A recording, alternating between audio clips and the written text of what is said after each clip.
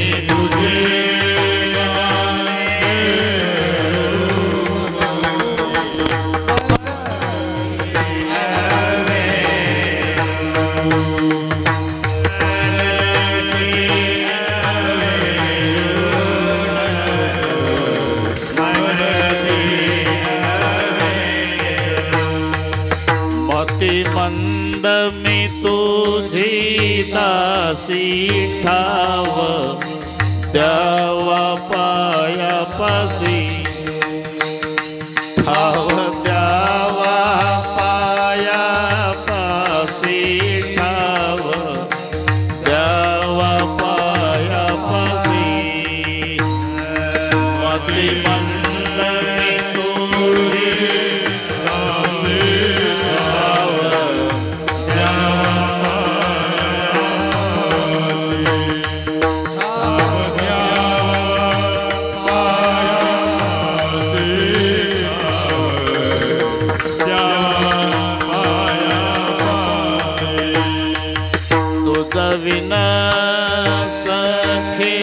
कोण माझे करील संरक्षण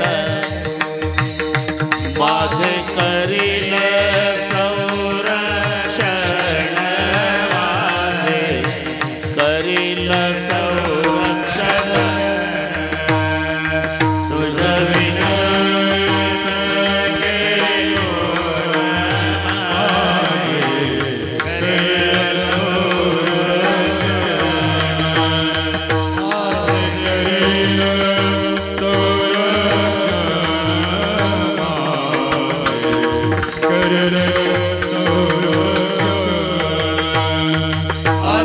किती पाहसी देवा थोर श्रम झाले जीवा थोर श्रम झाले जीवा थोर श्रम झाले जीवा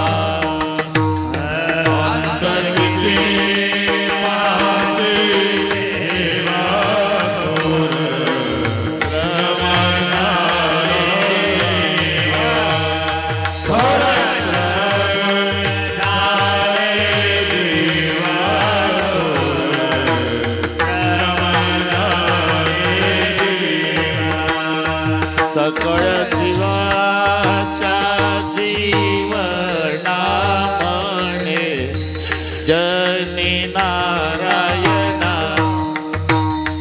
जनी म्हणे नारायणा जनी म्हणे नारायणा सकळ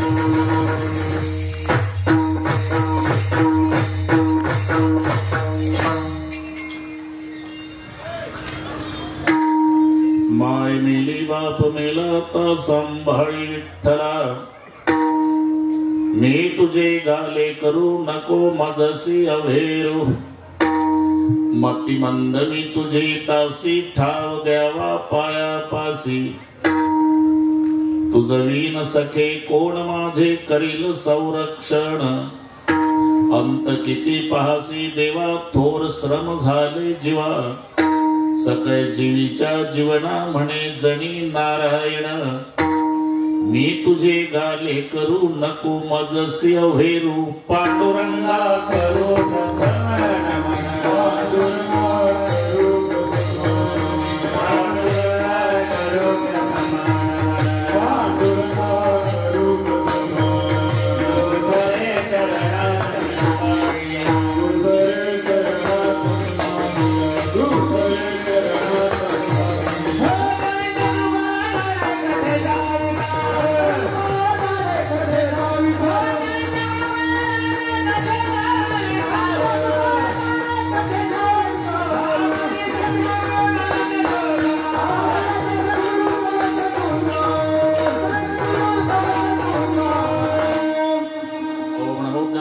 करुणाकरा दडाडा तुमचा अनुग्रला दलो पावन झालो चराचरी मी कळा घुसरी काही जनेने बोलतो वचने अति भाविका प्रथम नमन करविनाथ उमा शंकराचे असुता चरणावरी ठेवणे माथा साष्टांग्य दंडवत दुसरी बंधू सारदाचे चित्रोणचे आत्मजा वाक सिद्धी पाविजे सहजातीच्या चरणवजा दंडवत आता बंधू देव ब्राह्मण जाती पुण्य पावन प्रसन्न होते श्रोते जंदया माहि दंडवत आता बंधू साधू सज्जन नित्य हृदय हरीचे ध्यान विठ्ठल नाम उच्चार चिंतया माशी दंडवत आता नमो रंग भूमिका आता नमो रंग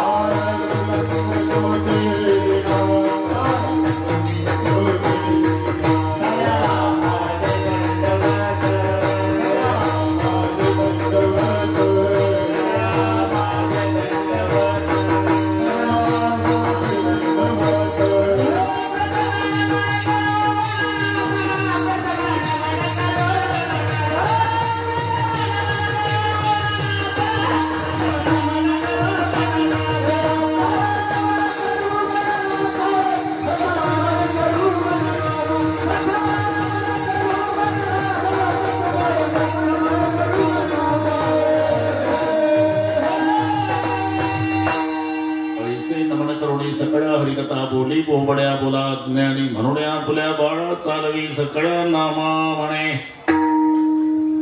माय मेली बाप मेला ता सांभाळी विठ्ठला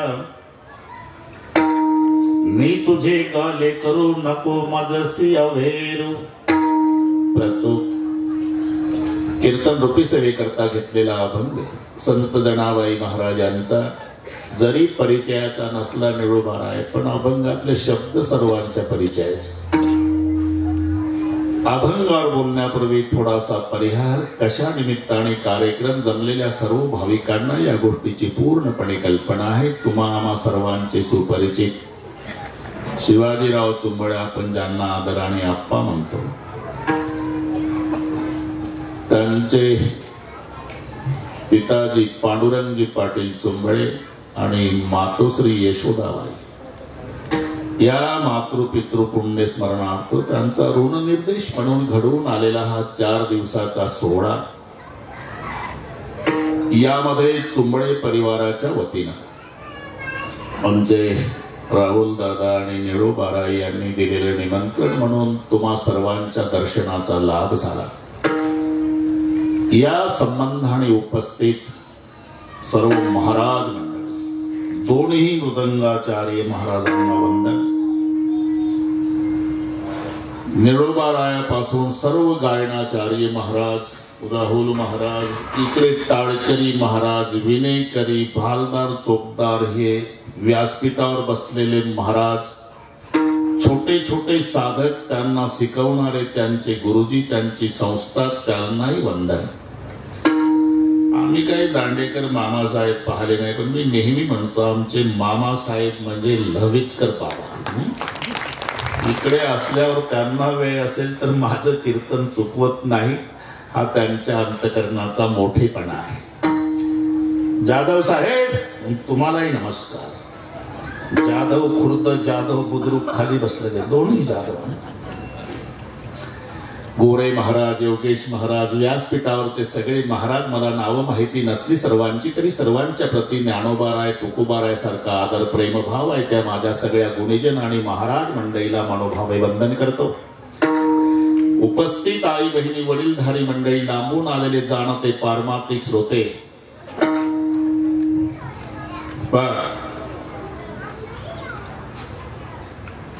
गर्दी, गर्दी, शिस्त, शांतता. इकडे खुर्च्यावर बसलेले सर्व VIP बरं का, पिंपळ गोलपाचे पोलीस नेहमी उठणार आहे का, आता जेवसून सगळे हात लोक तिकडे, काही गरज नाही.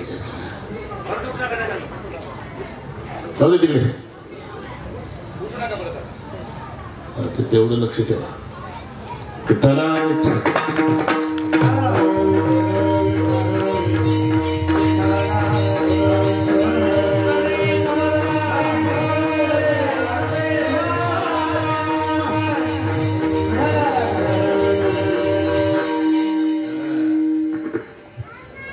अभंग सर्वांच्या परिचयाचा आहे. मातृ पितृ आणि त्यांच्या ऋणातून मुक्त होण्याचा हा अल्पसा वास्तविक शक्य नाही, ते पण प्रयत्न आहे. जगातलं सर्वात श्रेष्ठ तीर्थ बरं का जाधव साहेब, माय आणि बाप, याच्यापेक्षा श्रेष्ठ तीर्थ जगात असू शकत नाही. सकळ तीर्थाचे धुरीचे का माता पितरे, ते सेवेचे कीर शरीरे लोणची जे. आणि माय बापाचं महत्व योगेश, माय बाप असेपर्यंत कळत नाही, ते गेल्यावर कळत असत. ज्यांना ज्यांना माय बाप आहे ते भाग्यवान आहे. जोपर्यंत माय बाप घरी असतात, घर विठ्ठल रुक्माईच्या मंदिरासारखं वाटत, तोपर्यंत. मायबाप गेल्यावर केवढेही मोठे फोटो लावा, विठ्ठल रुक्माईची मूर्ती विसर्जन केल्यावर मंदिर भकास दिसतं, तसं मायबाप गेल्यावर घर उदास दिसतं. जगातलं सर्वात श्रेष्ठ तीर्थ, जगातले सर्व तीर्थ निर्माण करणारा भगवान आहे. पण 2024 साल आलं तरी तो अजून उभा आहे. पुंडलिकासाठी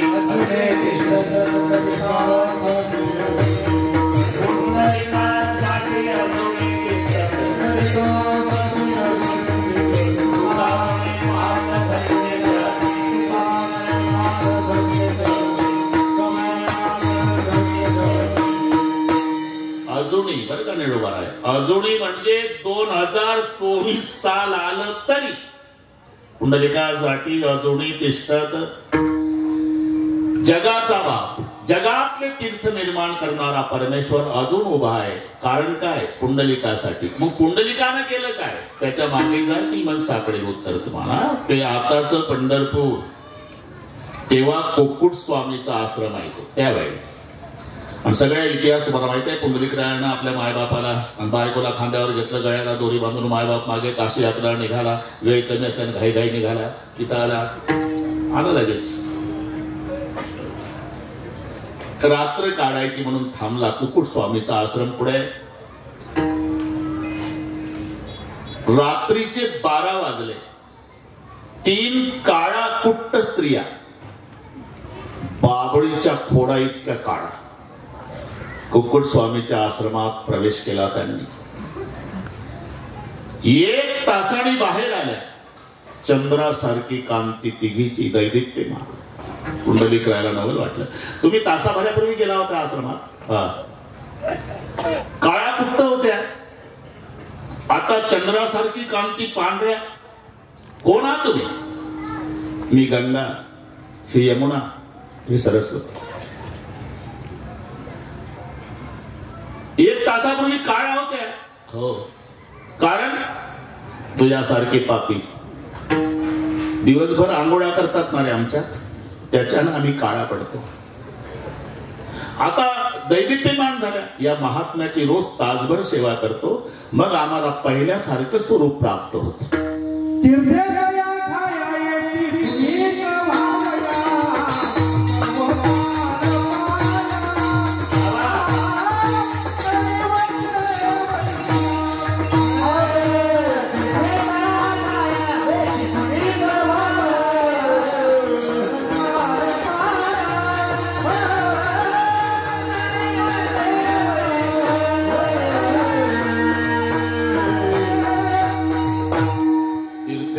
ठाया येते पुनीत भावया, पर्वकाळ पाया तळी वैश्य वैष्णवा.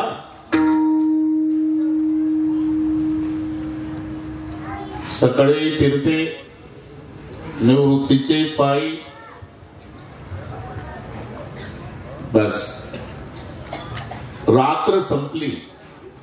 जाधव साहेब, पुंडलिकरायाने विचारलं कुक्कुट स्वामीला, बाबा क्या यहां से काशी कितनी लंबी है? काशी जा रहे. हाँ बाबा.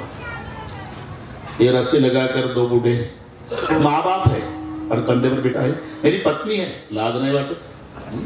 बायकोला लेका खांद्यावर घेतलं, माय बापाच्या गळ्याला दोरी काशी विचारतो.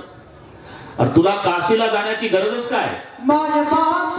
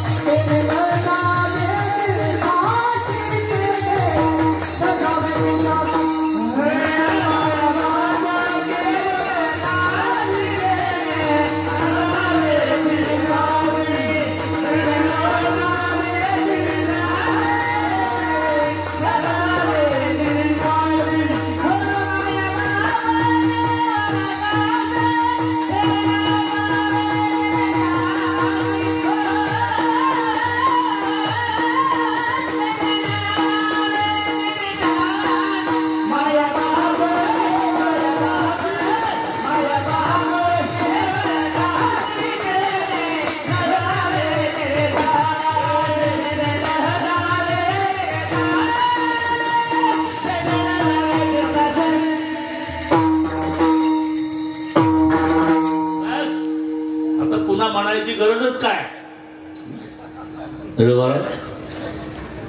माय बापे केवळ काशी तेने न जावे तीर्थासी. परिणाम आता उलट सुरू झाला. माय बापाची सेवा पुंडलिकाने इतकी केली गोरे महाराज जगाच्या बापाला यावं लागलं. तरी सेवेत रममाण झालेले पुंडलिकराय, पुंडलिका मी आलो. तोंडावर बोट ठेवलं. बडबड करू नका. का न घडे प्रसंग बोलण्याचा, न घडे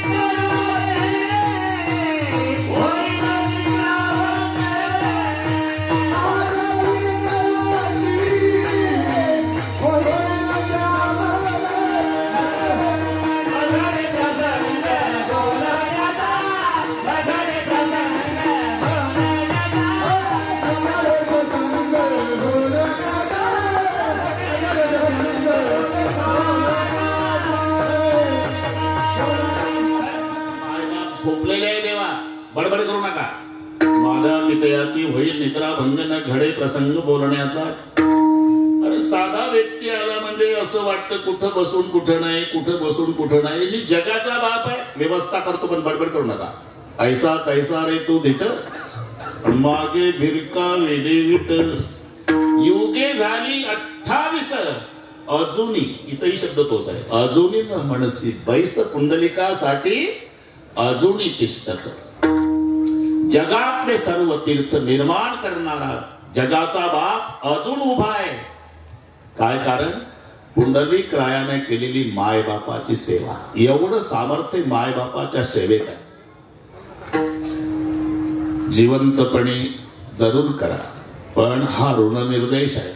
जेव्हा आप्पाने उपक्रम सुरू केला आणि आप्पाचा उपक्रम पाहून बऱ्याच लोकांनी हा आदर्श घेतला. एक दिवसाचं का होईना आपल्या मायबापाच्या निमित्ताने कीर्तन म्हणा. जर मुलगा मायबापाला न जाणणारा जन्माला आला तर दात खातात. आहा कटकटा त्याचे तरी ते तिथं सांभाळून गाथा इथं बसलेला हो. कठीण आहे. इकडे वाहन की बरं वाटते, पण इकडे जरा वज. कोणशी दुराचार पुत्र झाला. पण असं केल्यावर स्वर्गातून सुद्धा मायबाप तिथून आशीर्वाद देतात.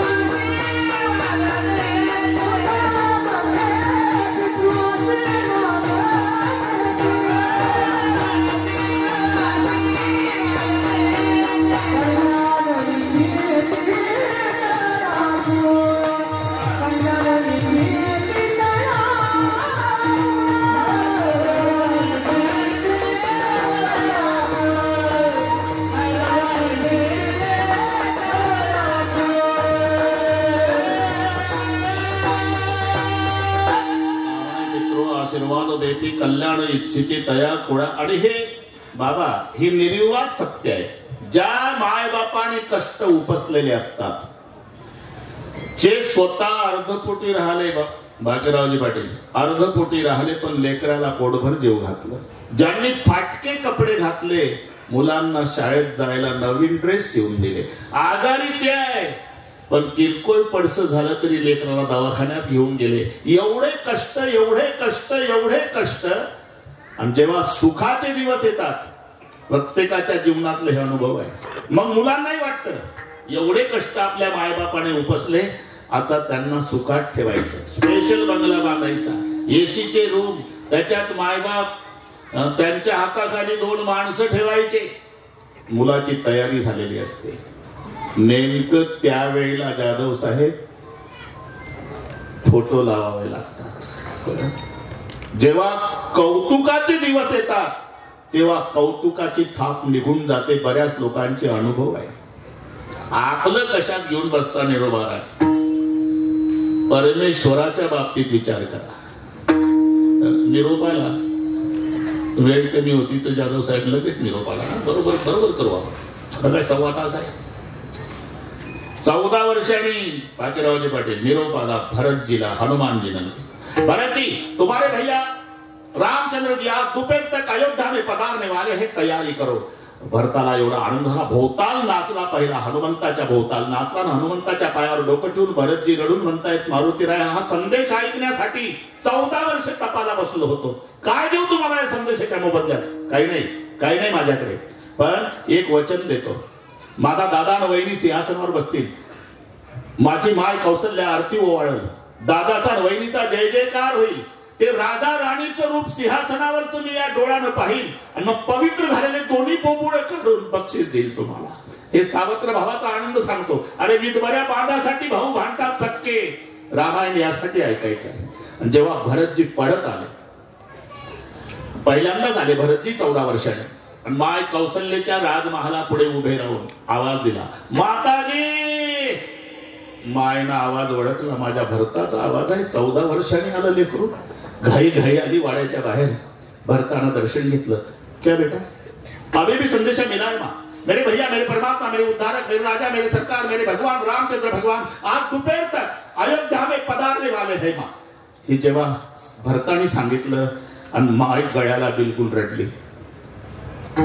भरतजी म्हणले, आई 14 वर्षांनी दादा येतोय माझा, आनंद नाही का झाला तुला? झाला माझ्या राजा. मग का रडतेस? रडायचं वेगळे कारण आहे का? आज तुझ्या जन्मदात्या बापाची, राजा दशरथाची आठवण आली बाळा. तुझा बाप असता तर नुसता नाचला असता. तर लक्षात, उनकी बहुत इच्छा थी राम का रास तिलक देखने की. अगर तुम्हारे पिता होते तो नाचने लग जाते. आज तुम्हारे पिता की याद आई करके रो रही. मी का सांगतो हे? जिथे कौतुकाचे दिवस आले आप्पा, तेव्हा लेखाचा राज्याभिषेक पाहायला रामाचा बाप नव्हता. तर आपलं कसं आहे? म्हणून ज्यांना ज्यांना मायबाप असतील त्यांच्यासाठी सांगतो, हा आदर्श घ्या. मायबापाची अपेक्षाच नाही तुम्ही सेवा करावी. मग काय अपेक्षा आहे? मायबापाची एकच अपेक्षा आहे, फक्त माझा दादा, माझा राजा, माझा लेख दिवसभरात एकदा डोळ्यानं दिसावा. याच्या पलीकडे मायबापाची इच्छा नसते. अरे जन्मगाव सोडून जावं लागतं राहुल दादा, तेव्हा सर्वात जास्त दुःख मायबापाला होतं. हे लक्षात ठेवा. जावं लागतं कोणी असो. एक संन्यासी टेक फकीरा घर घर मागे तुकडावी. एक संन्यासी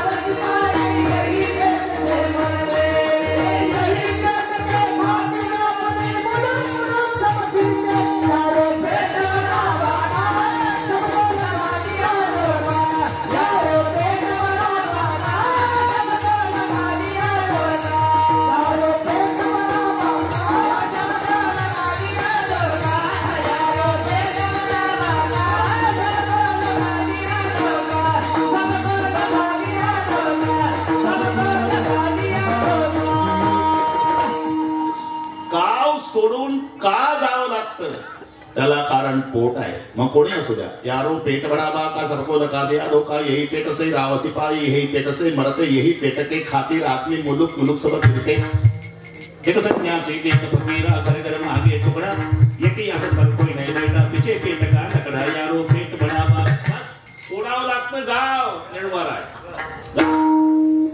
पण तुम्ही गाव सोडून जाताना सर्वात जास्त दुःख होते ते माय बापाला. मुंबईला गेला आणि यात्रेच्या निमित्तानं लेक गावात आला, सून आली, नातवंड, तेव्हा सर्वात जास्त आनंद होतो मायबापाला.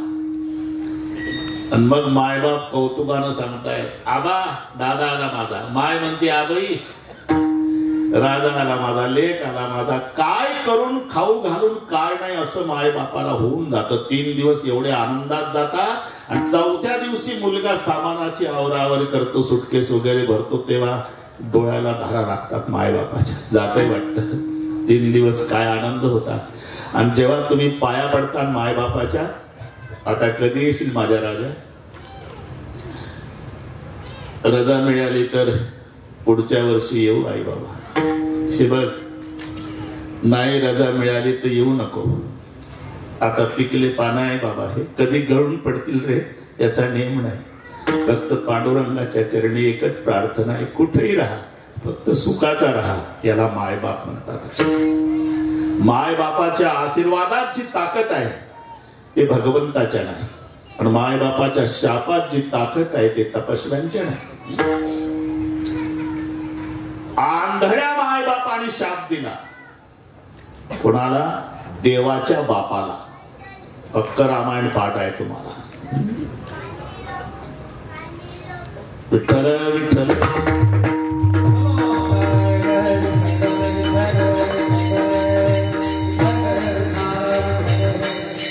म्हणून ज्यांना ज्यांना मायबाप असेल हा आदर्श घ्या. मायबापाची सेवा करा.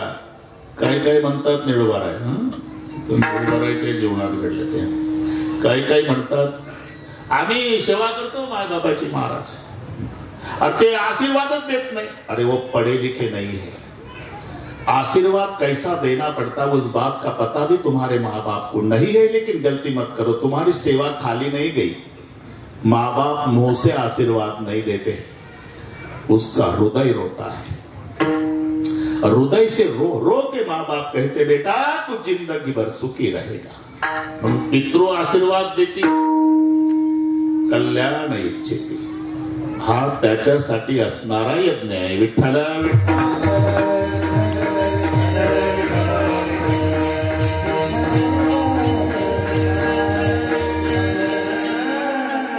अभंग जनाबाईचा आहे बरं का, निळोबार आहे. सर्वांच्या परिचयाचे शब्द आहे. संत नामदेवाची दासी म्हणून घेणारी जनाबाई. जेवढे जेवढे अवतार नामदेवाचे त्या प्रत्येक अवतारामध्ये जनाबाई आहे. हिरण्यकश्यप कुडी नामा प्रल्हाद,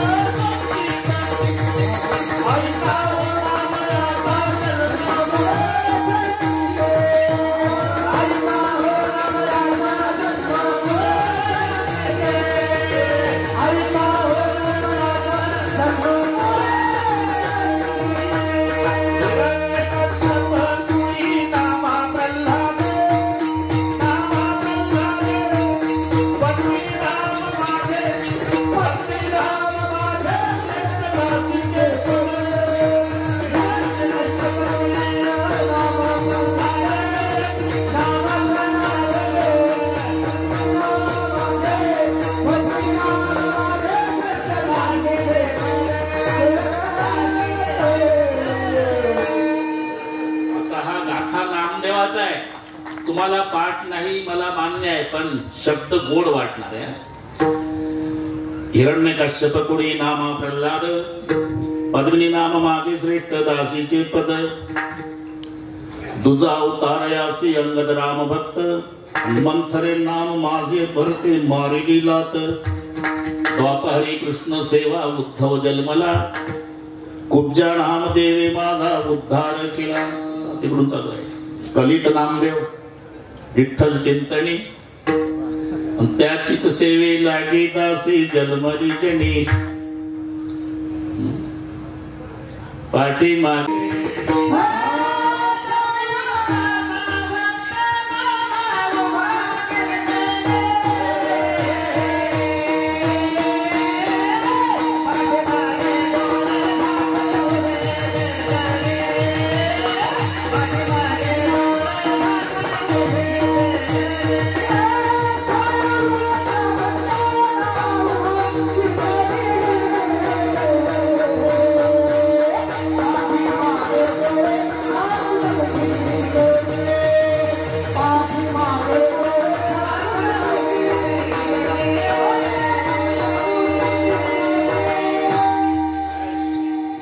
संयुगांचा भक्त नामा उभा कीर्तनी.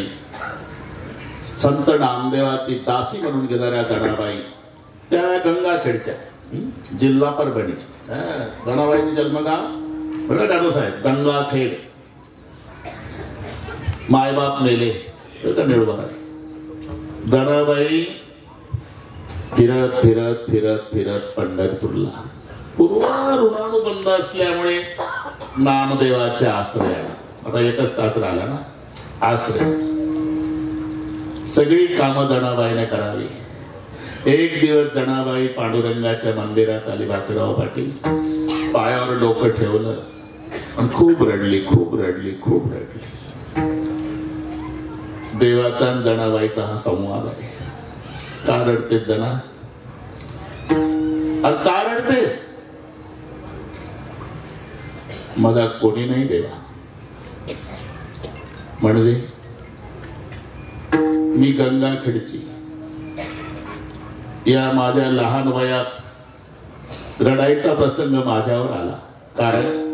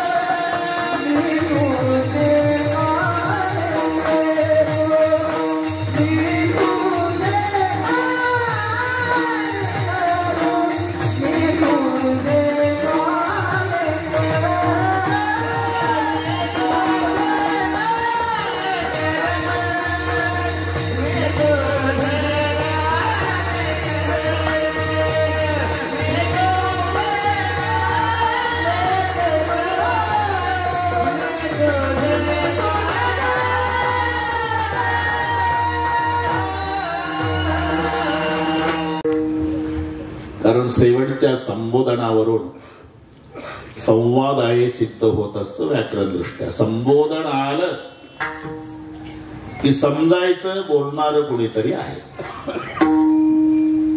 जसं रूप पाहता लोचनी सुख झाले व साजणी हे संबोधन आहे.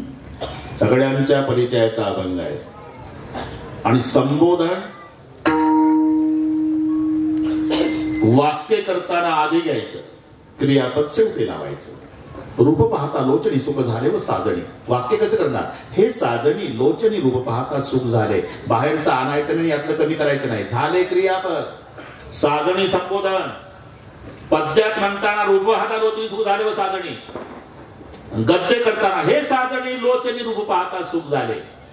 साजणी म्हणाली कोणाचं रूप पाहल्यावर सुख झालं. मग खालची लाईन, तो हा विठ्ठल बरवा.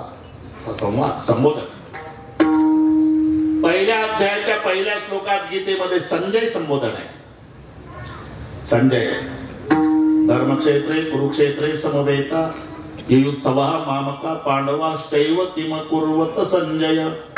संजय संबोधन आहे. मग वाक्य करताना हे संजय धर्मक्षेत्रे कुरुक्षेत्रे समवेता युयुत्सवः मामकाच एव पांडवाः किम अकुर्वत.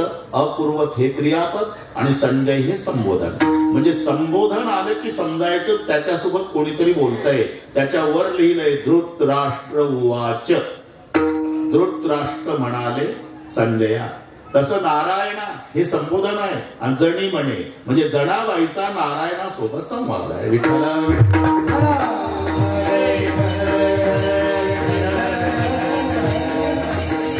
वादात आणि संवादात एक फरक आहे. जवळजवळची शब्द आहे.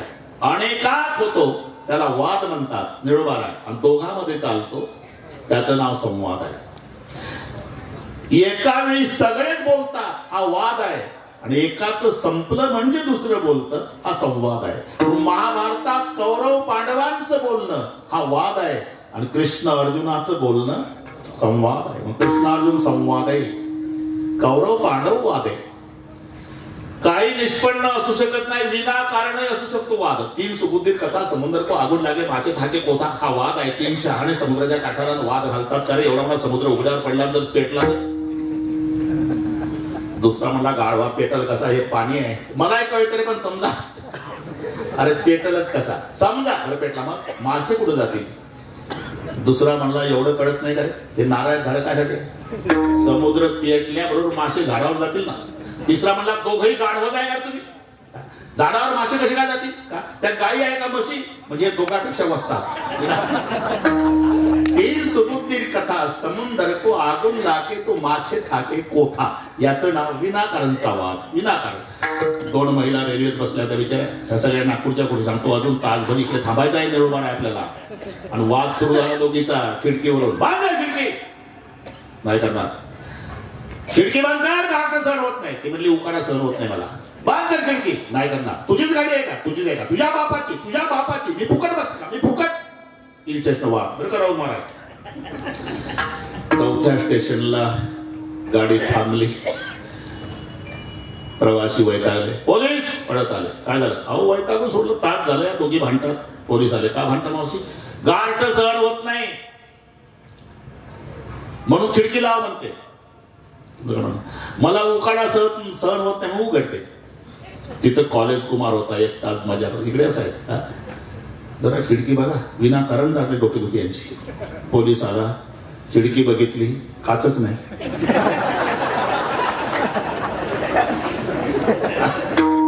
अरे उघडी ठेवली. बरं का पिंपळत गोलपाचे विनाकारण म्हणतात वाद. एका वेळी सगळे बोलतात तो वाद आहे. एकाच संपलं म्हणजे दुसरं बोलतं हा संवाद आहे. मी गंगाखेडची. देवासोबतचा संवाद. मायबाप मेले तुमच्याकडे आले आणि मला खात्री आहे का आम्ही साधू संतांच्या तोंडून ऐकलेलं आहे ज्याचं कोणी नाही त्याचा भगवान असतो. ज्याचं कोणी नाही त्याला देव सांभाळतो. अनाथाचा नाथ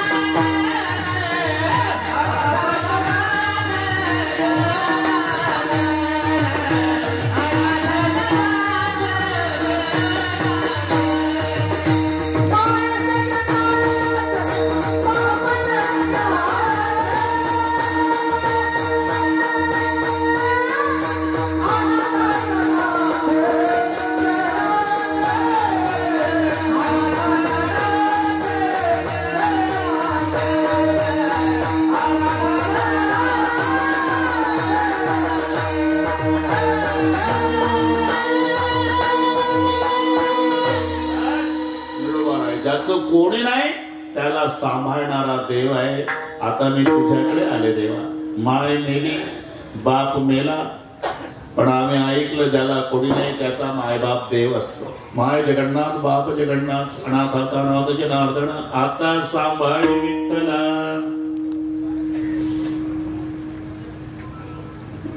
आणि मुलीवर मुलापेक्षाही प्रेम जास्त असते बापाचं, बरं का.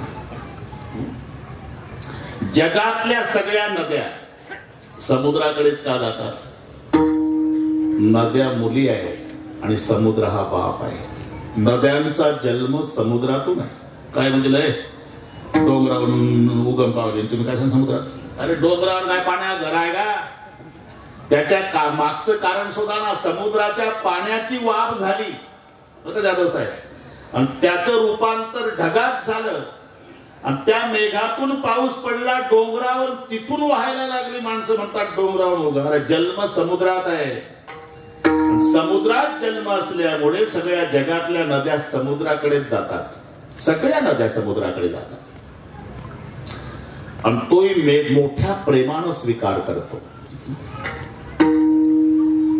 गंगा गेली सिंधुपाशी, आणि त्याने अवहेरिले तिसे, तिने जावे कवन घाला, तिने जावे कवन घाला, तिने जावे कवन घाला, तिने जावे कवन घाला, तिने जावे कवन घाला,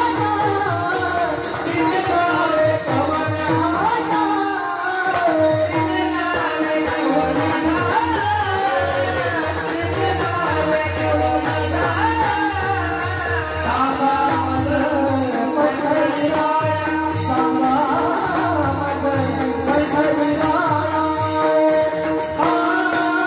घाला,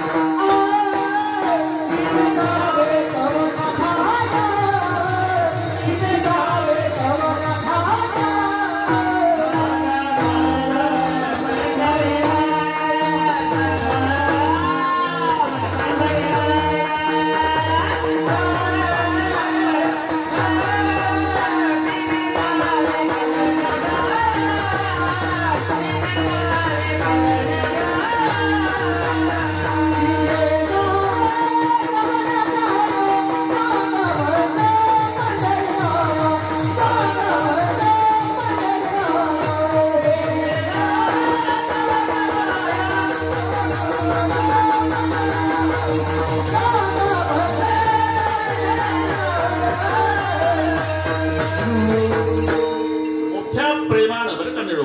मुलीचं हे बापाचं, बागराव पाटील, निस्वार्थी प्रेमाचं नातं आहे. मुलाच्या प्रेमात स्वार्थ आहे रे भाऊ. ते म्हणतं काय नाही महाराज, 5-10 वर्ष त्रास आहे, म्हातारा मेलं का तिजोरी आपलीच. तुम्ही मुलीला विचारा, महाराज जिस घर को मैं 20-22 साल तक मेरा मेरा कर रही, मुझे मालूम है सब छोड़ के जाना पड़ेगा, तो भी प्यार निस्वार्थी. म्हणून मुलगी गरीबाची असो की श्रीमंताची, सगळे सहन करेल गोरे महाराज. बापाचा अपमान नाही सहन मुलीला. तिच्या बापाहून कोणी सासरी बोलू द्या, बरं का चुंबळे साहेब, सासरी, मग तिचा अवतार लाल होते रागाने. बरं का सासूबाई, मोल मजुरी करणारा बाप आहे माझा, पण इज्जतदार आहे सांगून ठेवते तुम्हाला. एक दिवस सगळ्या परिवार रॉकेल ओतून पेटवा मला, पण खबरदार कधी माझ्या बापाचं नाव काढलं तर नाही सहन करत मुलगी बापाचा अपमान. आणि बापाचंही तसंच आहे. मरायच्या वेळेला बापाला खाली टाकलं की बाप पहिला मुलांना म्हणतो, पोरं तुमचं खूप चांगलं आहे, पण माझी लेक सासरी खूप दुःखी आहे. आणि तुमच्या गरम स्वभावामुळे बोलली नाही ती. सासरी जाताना 1 तास माझ्या खोलीत यायची, आतून कडी लावायची, खूप रडायची. मी तिचे अश्रू पुसायचो, रडू नको ताई, रडू नको ताई, रडू नको ताई. बाबा आता सहन होत नाही मला, इकडून गेल्यावर आत्महत्या करते, या माझ्या 10व्याला. मी तिचे अश्रू पुसायचो, ताई मला जिवंतपणी असं दुःख देऊ नको.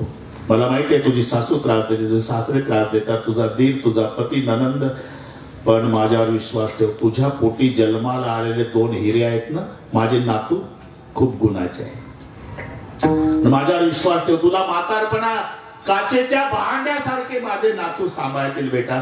बस केवळ माझ्यासाठी जगले रे माझी ताई. कोणीतरी जा, तिला आणा, तिच्या सोबत एक शब्द बोलू द्या, मग मरू द्या. हा निस्वार्थी प्रेमाचा संबंध आहे, लेकीचा आणि बापाचा. मी सांगतो नदीचा आणि समुद्राचा.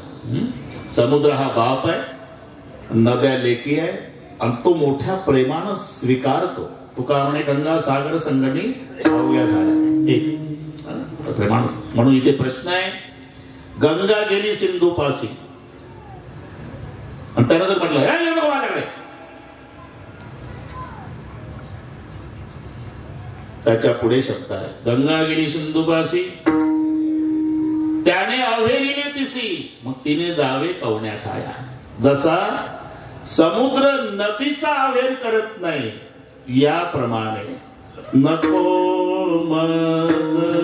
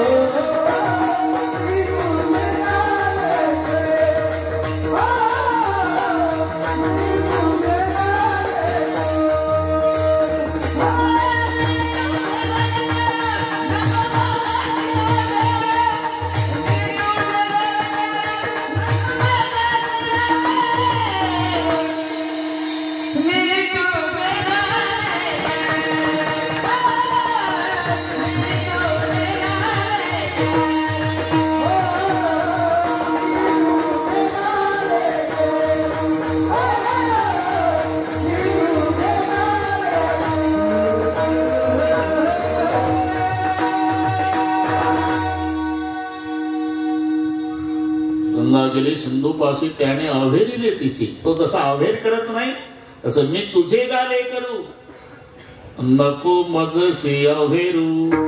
इथपर्यंत आलो निर्माण त्याला.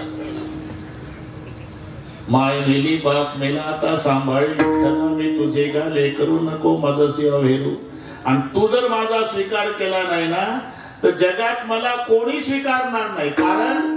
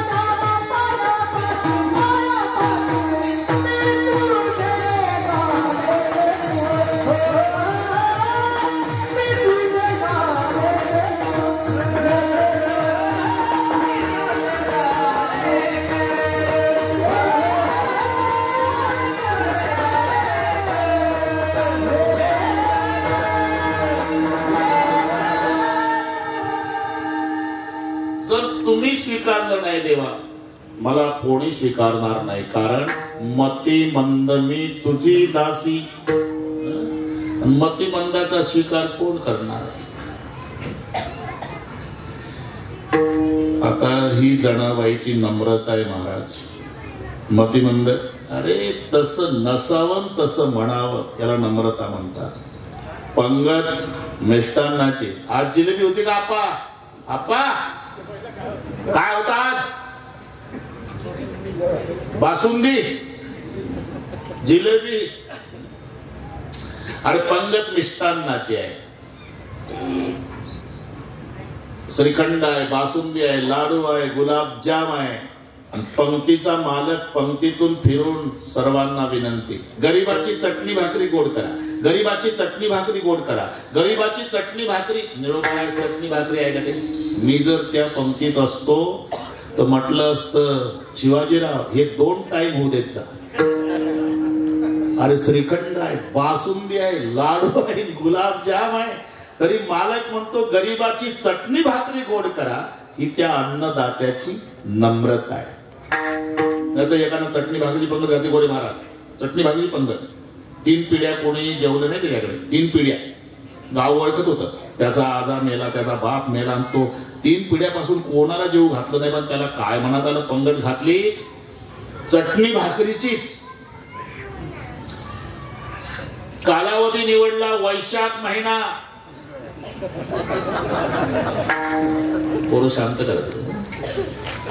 वैशाख महिना आहे. दुपारचे 2 वाजलेले.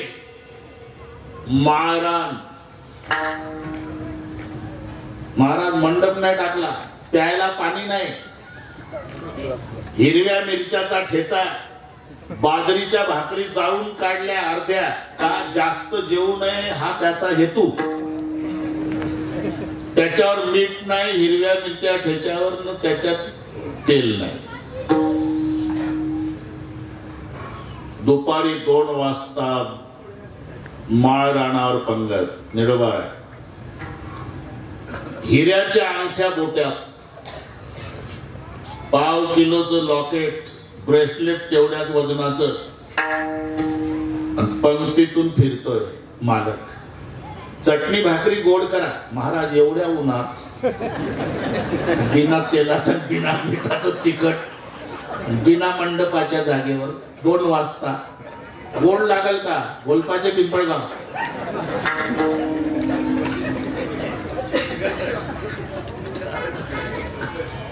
हातीपाय धरायला तेच असतं मला या भागात. गोड चटणी भाकरी गोड करा, चटणी भाकरी गोड करा. हिऱ्याच्या अंगठे चटणी भाकरी गोड करा. त्याच गावातलं एक गरम डोक्याचं जेवायला होतं. त्यांनी काय उन्हात बसलं होतं, त्याच्या डोक्यात काही नव्हतं, पुन्हा टक्कल पडलेलं होतं. चटणी खाल्ल्यामुळे तापलं होतं, घामाघूम झालं होतं, तहान लागली तर पाणी नव्हतं, तर डोळ्याला धारा लागल्या होत्या. हे तिथं आलं अंगठ्या हिऱ्याच्या. चटणी भाकरी गोड करा. त्या बापाने घातली होती का पंगत? खायचं नाही.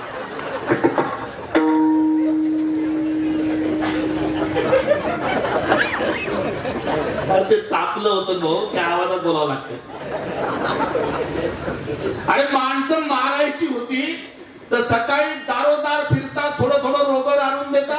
आम्ही घरीच घेतलं असतं 1-1 चमचा. लेका एवढ्या उन्हामध्ये हिरव्या मिरच्याचं तिखट गोड लागतंय का? म्हणजे चटणी भाकरीची पंगत असावी आणि चटणी भाकरी गोड करा म्हणावं, ही नम्रता नाही. पंगत मिष्टान्नाची असावी आणि गरीबाची चटणी भाकरी गोड करा असं म्हणावं, याचं नाव नम्रता आहे. बरोबर कांचनताई? याला नम्रता म्हणतात. त्याच वेळेला तुम्ही आल्या तर मग नम्रता तिथंच बसली. बरं आहे. विठ्ठला विठ्ठला.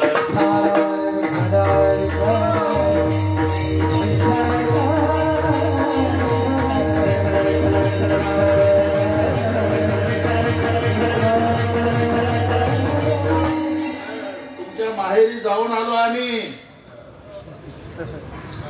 तेव्हा मला प्रश्न पडला की उकिरड्यात कांचन कसं जन्माला?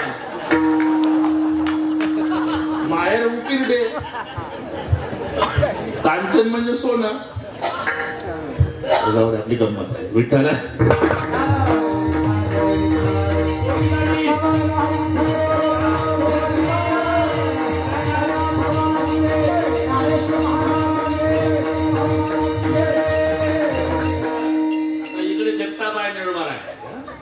बा तुमच्यावर निवृत्ती नाताने जबाबदारी टाकली,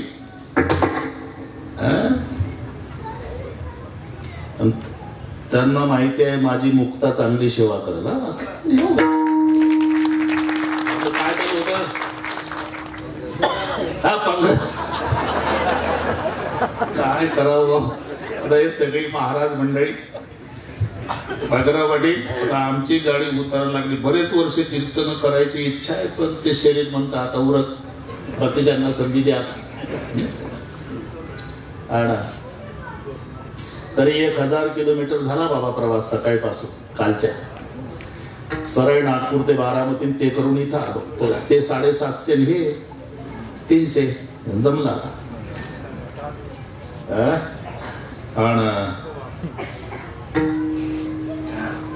तस तस नसावं तसं म्हणावं याला म्हणतात नम्रता. मी का सांगितलं हे? पंगत मिष्टान्नाची असावी आणि गरिबाची चटणी भाकरी गोड करा म्हणावं. तसं पांडुरंगापुढे ही जनाबाईची नम्रता आहे. स्वतःला शब्द काय? मतिमंद मी तुझी दासी. इकडे स्वतःला मतिमंद म्हणतात आणि तिकडेच विचार करा.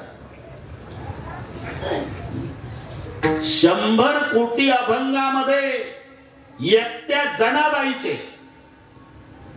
12.5 कोटी जनाईची वाणी. 12.5 कोटी जनाईची वाणी. 12.5 कोटी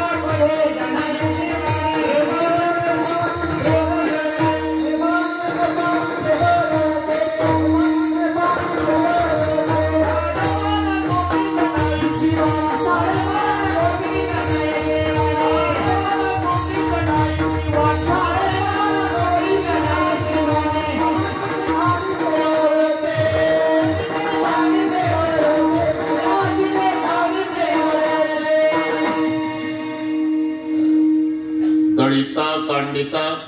तुझं गायन नाही मला ते नका डोकं चालवलं. हा अभंग दुसरा आहे तिथे तुझं गायन ते आता ठोका ढाकाच चालू आहे. नाहीतरी राहते कोणाला अभंग काय तुकोबाराय गोड सांगतात. अरे अभंग माऊलीच आहे, तुकोबाराय गोड सांगतात.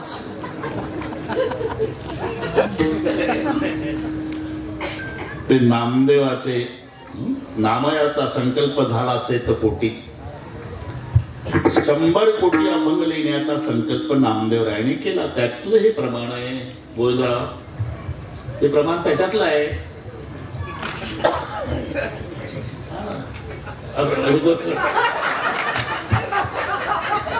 अरे मी गमतीनं त्यांना गोविंदराव म्हटलं, इथंच पीठ बसलं ते गोविंदराव.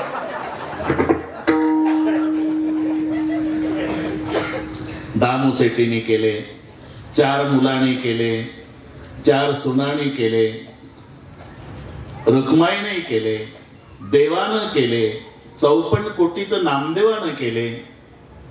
सगळ्या हिशोब झाला, राहिले ते बाकी 4 कोटी. त्या 100 कोटी अभंगामध्ये एकट्या जनाबाईचे आपलं कुठून वाटलं दळिता कांडिता तुझं गायन आणत नाही.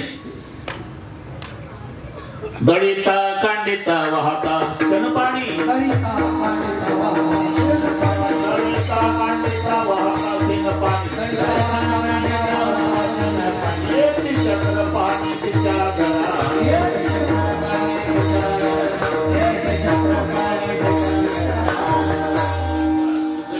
दुसरं करू नका. दळिता कांडिता वाहता शेणपाणी येती चक्रपाणी. तिच्या घरा 12.5 कोटी जनाईची वाणी. प्रेमाची ते खाणी प्रेमळते. एकट्या जनाबाईचे अभंग 12.5 कोटी. आणि ती देवाजवळ म्हणती मतिमंद मी तुझी दासी.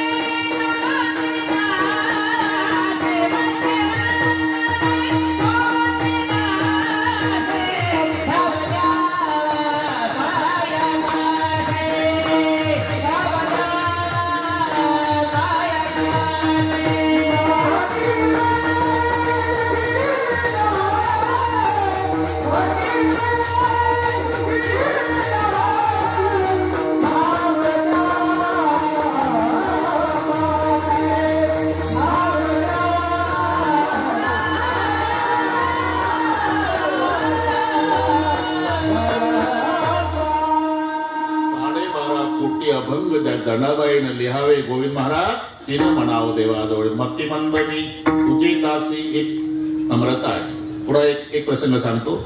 नामदेव रायाची कीर्ती निळोबाराय काशीपर्यंत कबीरजी जवळ गेली. कबीरजीचे उद्गार आहे, ऐसा भगत मैने कभी नहीं पाया, नामदेव ने दूध पिलाया, काला बछड़ा कपिला गाई, दूध सुहावन नामा जाई, सोने का गड़वा दूध ने भरिया, पियो नारायण आगे भरिया, प्रभु के मूर्त दूध नहीं पीवत, सर पछारत नाम आरोपत. इथपर्यंत जाऊ दे, कामापुरतं झालं आपलं. त्या संतांचं दर्शन घ्यायच्या उद्देशानं कबीरजी काशीहून निघाले. वेळ कमी असल्यामुळे घाई घाई निघाले. वेळ कमी. पंढरपूरला येतात. 3 मुली भांडत होत्या गोऱ्यावरून. कबीरजी आले. अरे का भांडा बोलयो गोऱ्या